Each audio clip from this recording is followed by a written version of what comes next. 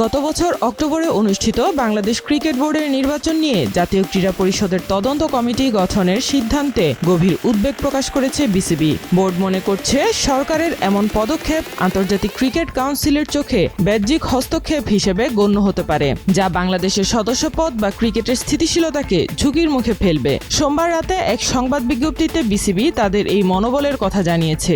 বিজ্ঞপ্তিতে বলা হয়, এনএসসি সম্প্রতি একটি গ্যাজেট প্রকাশ করেছে, যেখানে গত নির্বাচনের বিষয়ে তদন্তের কথা বলা হয়েছে। বিসিবি বলেছে, বর্তমান বোর্ড সম্পূর্ণ গণতান্ত্রিক প্রক্রিয়ায় এবং নিজস্ব গঠনতন্ত্র মেনে নির্বাচিত হয়েছে। দায়িত্ব নেয়ার পর থেকে তারা নিয়মিত সব কার্যক্রম পরিচালনা করে আসছে।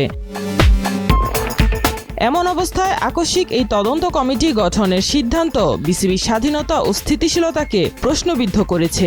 বিজ্ঞপ্তিতে উল্লেখ করা হয়, আইসিসির পূর্ণ সদস্য হিসেবে তারা আন্তর্জাতিক ক্রিকেটের গ্লোবাল গভর্নেন্স কাঠামো অনুযায়ী পরিচালিত হয়। আইসিসির নিয়ম অনুযায়ী কোনো নির্বাচিত ক্রিকেট বোর্ডের কাজে তৃতীয় পক্ষের বা সরকারি হস্তক্ষেপ কঠোরভাবে নিষিদ্ধ।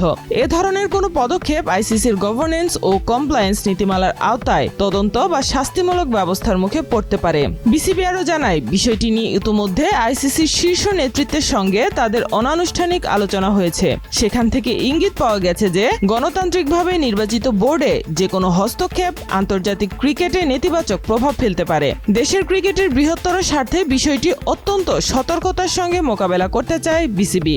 এই গ্যাজেট প্রকাশের উদ্দেশ্য এবং এর সম্ভাব্য ফলাফল নিয়ে তারা এনএসসির কাছেও ব্যাখ্যা চাইবে বলে জানিয়েছে বিসিবি। বিসিবি আশা করছে জাতীয় ক্রীড়া পরিষদ স্বায়ত্তশাসিত এই প্রতিষ্ঠানের মর্যাদা রক্ষা করবে।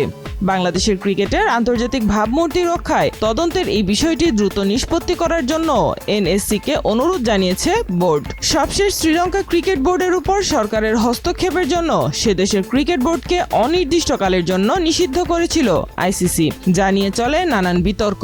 যদিও নিষিদ্ধ করার প্রায় 2 মাস পর শ্রীলঙ্কার উপর থেকে নিষেধাজ্ঞা তোলে আইসিসি।